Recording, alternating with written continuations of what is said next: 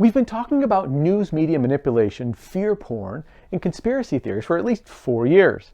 But manipulation goes far deeper into our everyday lives than these stories suggest.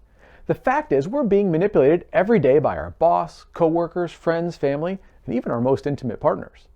What we may not be aware of is that there's only about 6 factors that are used to manipulate. And if you know them, you can actually reduce how much you are manipulated.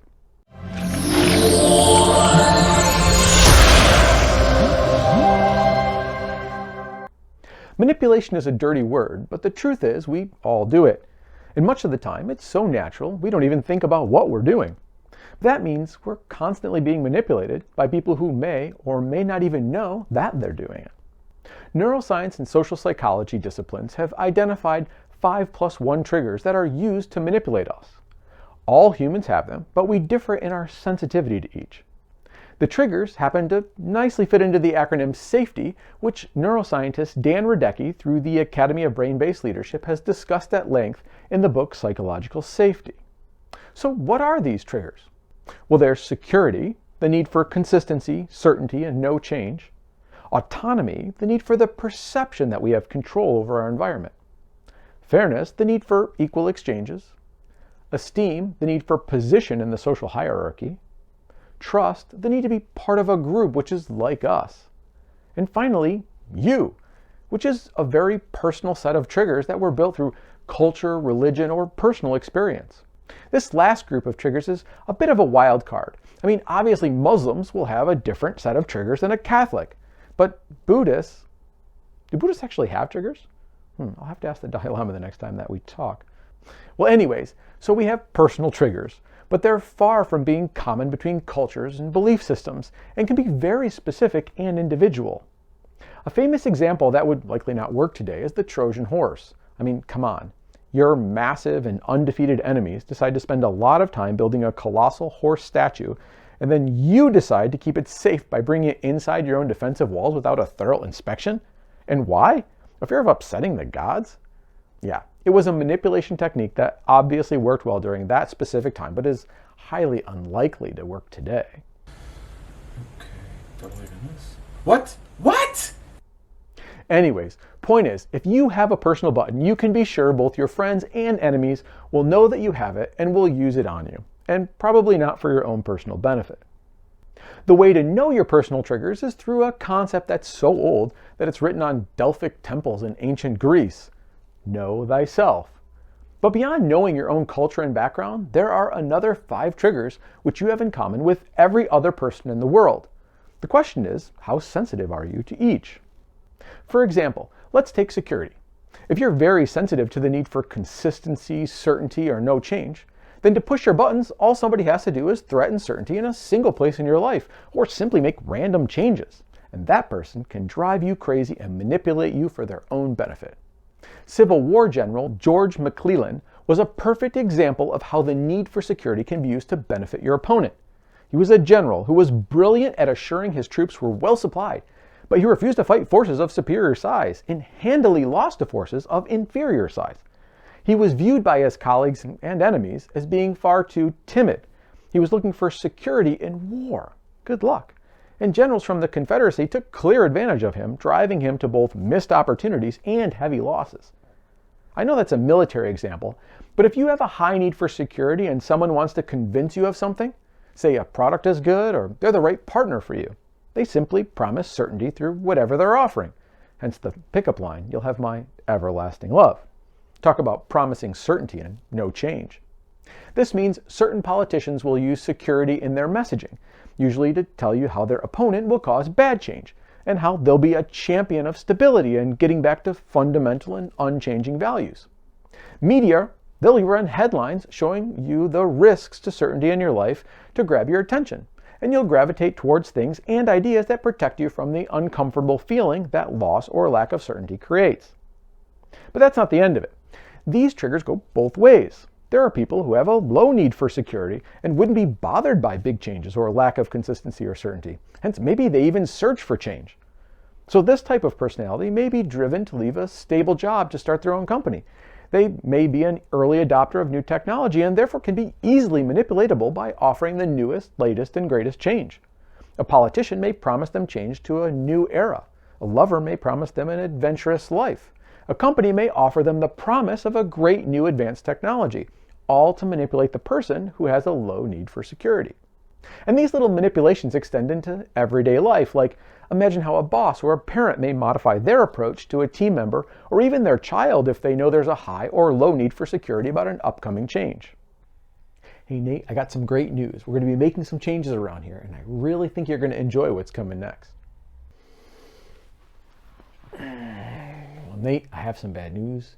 We're going to be making some changes around here, and somehow we're going to have to figure out how to adapt ourselves. We tend to instinctively understand how the people we know well will react to upcoming changes, and we use that knowledge to manipulate them in our communications, almost non-consciously. The same goes with high versus low need for autonomy. Were you a person who prefers others to take the lead and you're happy to follow, or are you driven to be the leader? It's easy to see how you'd approach different people about things as simple as the question of what to have for dinner or where to go on vacation based on their sensitivity to the need to perceive themselves to have control over their environment. Of course, not all of the manipulation you do is nefarious, but the fact you change your approach in order to achieve a specific outcome from another person is a type of manipulation. For example, fairness. Do you have a deep need to see and be part of fair exchanges? What will you do if you're confronted with unfair exchanges or manipulations? What language could somebody use to bring you over to their side of an argument and turn you into their soldier when fairness is concerned? Should somebody change their language to make something seem more fair in order to get a deal done? Would you use that tactic? Or how about using esteem, which is so fundamental that Professor Jordan Peterson talks about how our drive for hierarchical position goes back in evolutionary history to a time where we were related to lobsters. We have a special brain network for evaluating our position in the social hierarchy, and it's searching for that information multiple times a second. Am I better or worse than you?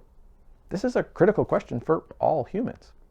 Now, some of us are more sensitive to that trigger than others, hence why some people value brands, sports cars, or big fancy houses in special neighborhoods, or special clubs, or the drive to simply be close to powerful people, while others don't seem to care that much and are able to prioritize other things over their need for esteem.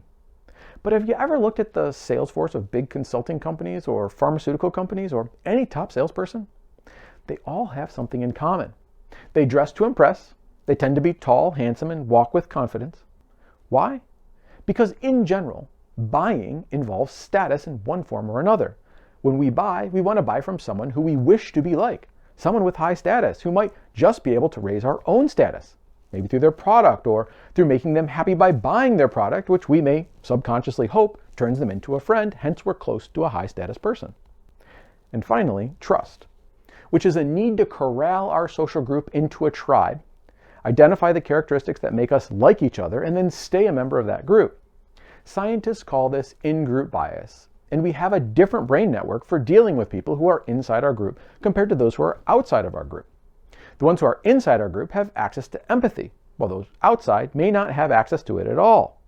History is full of this trigger being used to manipulate people. In fact, anytime you hear about a genocide, all it takes is a portion of the population to put another portion of the population into an outgroup box. Once that happens, empathy is turned off, and the leadership simply needs to be pushing some propaganda to dehumanize the other group. From there, the first group will gladly exterminate the other group. In fact, this trigger and its implications are so widely known that if you're trained on what to do in case you're held hostage, you'll learn to find some common ground with your abductor. This common ground may help them change the part of the brain they use in evaluating you, making you a part of their in-group, hence open the door to empathy and therefore increases your chance for survival. Unsurprisingly, the exact same trick is used by salespeople or anyone who wants to get close to you. The first thing they do is look for common ground so they can get you to move them into your in-group so you deal with them as a friend, not a foe. Multi-level marketing groups sidestep this difficult process by simply building an expanding community that sells to the people who they're already friends with. These 5 triggers are common to all humans, and you are certainly no exception. If you think about your friends and family, you can probably determine who is high and low on each domain. This is because it's easy to see these things in others, but it can be hard to identify them accurately in ourselves. But you can be sure that others can see them just as clearly in you as you can see them in them.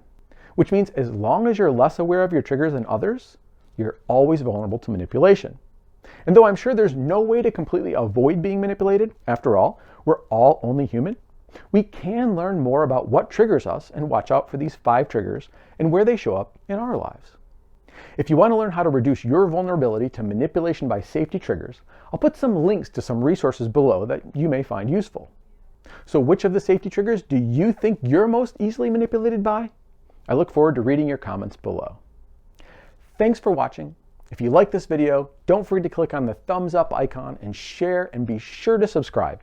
Subscribing assures you don't miss out on upcoming content and supports this channel in making more and better content. So until next time, stay awesome and enjoy the journey.